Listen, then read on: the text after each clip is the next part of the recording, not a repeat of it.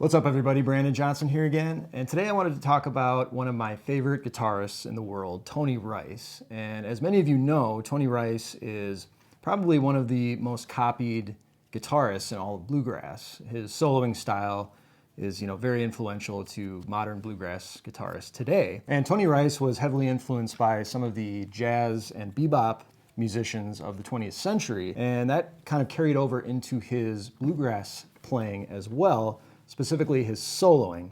So today I wanted to take a look at Tony Rice's kind of signature soloing style and how you can add some of his flavor into your own soloing. So let's check it out. So Tony Rice was very distinct from other bluegrass guitarists of his era, not just because of his charisma and his brilliant singing and rhythm playing, but also his soloing. And Tony Rice liked to use what's called a pentatonic scale. So a pentatonic scale is 5 scale tones out of the major scale. So if we look at the G major chord here, we can take a G major pentatonic scale, and that's going to look like this.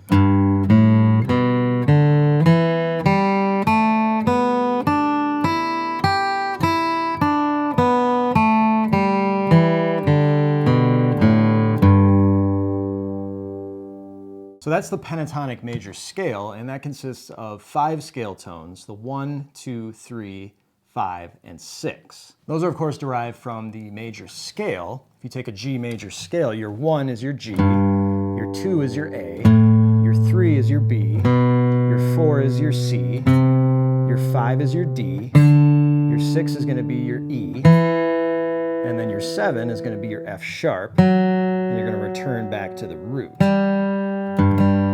So that's how those 5 scale tones of the pentatonic major scale are derived. They're derived from the major scale of the G chord. So like I mentioned in the intro, Tony Rice used primarily pentatonic scale shapes, and that's in contrast to other bluegrass pickers like Norman Blake, who tend to use a lot more major scale tones in his soloing, which kind of differentiated the two styles of playing between those two guys. And Tony Rice would do more than just use the pentatonic major scale. He would also play the pentatonic blues scale, which introduces 3 notes that are called blue notes. And blue notes are notes that kind of give a pentatonic scale a little bit of a bluesy or jazzy flavor to it. And so he would use these blue notes a lot in his soloing. And those blue notes are a flat third, a flat fifth, and a flat seventh. And that's common across all styles of music. You'll hear those blue notes being used. So let's take a look at a G pentatonic blues scale now with the blue notes added.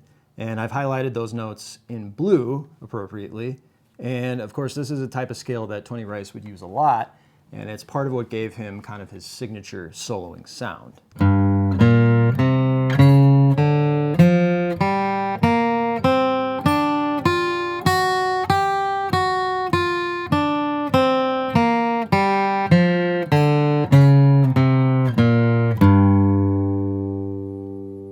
You can see there we're adding 3 scale tones per octave to that pentatonic scale, and so that means you're going to be playing a lot of half tones or half steps, which is also known as chromatic playing, which is where it kind of crosses over into jazz.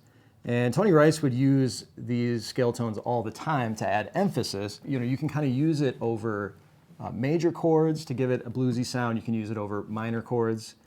Or 7th chords as well. It works really well over. And one of the things you'll notice there is typically when you're soloing in a bluegrass context, you want to use a lot of open strings so you can get a kind of free-flowing, cascading sound to your soloing. And a lot of times you'll play out of the G run. So there I'm using the 2nd fret D to open G. So that's kind of derived more from the major pentatonic scale. And if we wanted to add a little bit of blues flavor to that, we could play the 3rd fret D instead of the 2nd fret D. So you can hear there the difference between the pentatonic major G run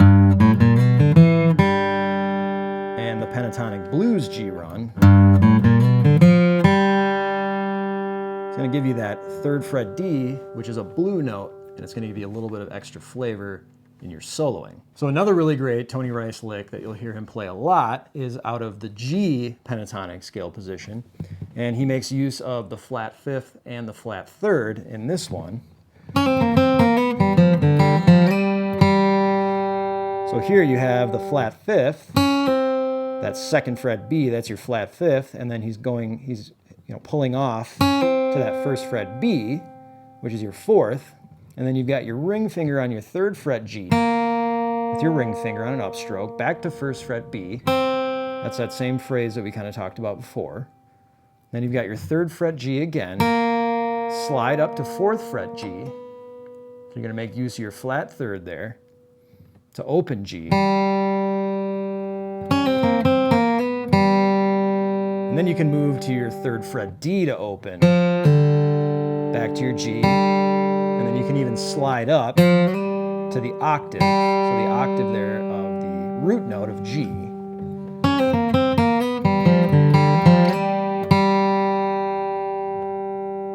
And Tony Rice will also sometimes do a bend here. Kind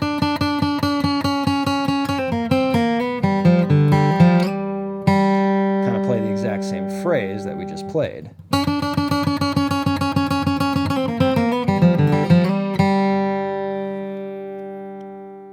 So Tony Rice a lot of times would be playing out of the D chord position. So let's take a look at the pentatonic major scale out of D. And we're just going to do one octave here. We're going to start on an open D and end on an open D.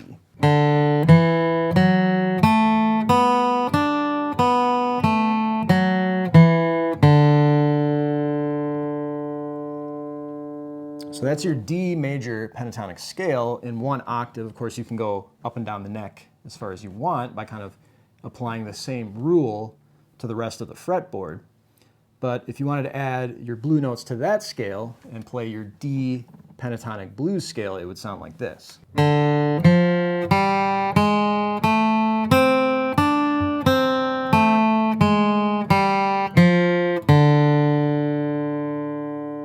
So similar to the G pentatonic scales, we're playing the open D to third fret D instead of open D to second fret D. And that's going to give us our kind of bluesy sound. So there's a lot more half steps there, and you're also playing your open G, first fret G, second fret G. So you're getting that kind of chromatic motion in your playing as well. So not only are you getting kind of a bluesy sound, but you're getting a kind of a scale motion, if you will, that is going to be a lot more interesting and kind of a little bit more advanced, and will add some flavor to your pentatonic soloing. So a classic example that Tony Rice would play out of this pentatonic blues scale would be the intro for Blue Railroad Train. So the intro for Blue Railroad Train is played out of capo 3, but we'll just play it without a capo here. But what he does is he slides up there. You'll see that first fret G to second fret G out of that D pentatonic blues scale. He slides into that and then plays. So, and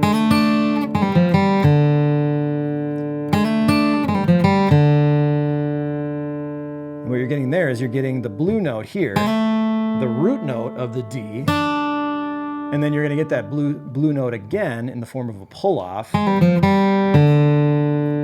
that's a really common interval that you'll hear Tony Rice playing a lot too, is this. It's easy to kind of land back on that open D when you're playing that. So just to break that down a little bit, we've got the first fret G to open on a downstroke. We're doing a pull-off there with our index finger. And then we've got our third fret D with our ring finger, and then our open G. So that's the whole phrase, and you can just kind of repeat that.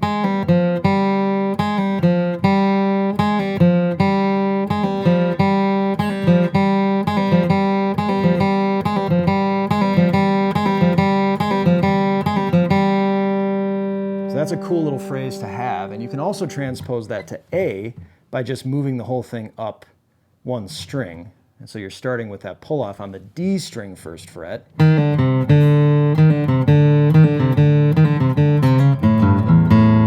then you're going to be in A. And little pull-offs like that, little riffs that kind of repeat and cycle like that are a really good thing to have in your arsenal when you're soloing fast. Because you don't want to just be playing 16th notes up and down strokes the entire time you're taking a solo, because it can be extremely exhausting and you can kind of lose your momentum as a soloist. So having little runs like this are nice to have, because you can kind of riff off of them. You can repeat them when you're soloing to kind of take up space and give yourself time to kind of come up with new phrases on the fly, so you're not always playing all out all the time. You can kind of take these concepts, the idea of the flat third, the flat fifth, and the flat seventh, and you can find places in your soloing to add those scale intervals, and they're always going to be 1/2 step away from the major pentatonic scale tones. You can kind of think of it that way. So you can either move up by a 1/2 step or 1 fret, or you can kind of move down by a 1/2 step or 1 fret like we did here. And a really cool thing to do is combine those two.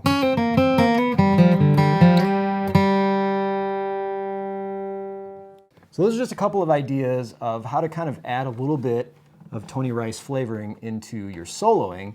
And it's something that you hear a lot of bluegrass guitar players doing. And it's really just as simple as learning your pentatonic scales and then finding places to fit in those blue notes, the flat third, the flat fifth, and the flat seventh. So I hope this was helpful to you. I know it's something that I kind of think about a lot when I'm soloing, are ways to kind of add in those blue notes.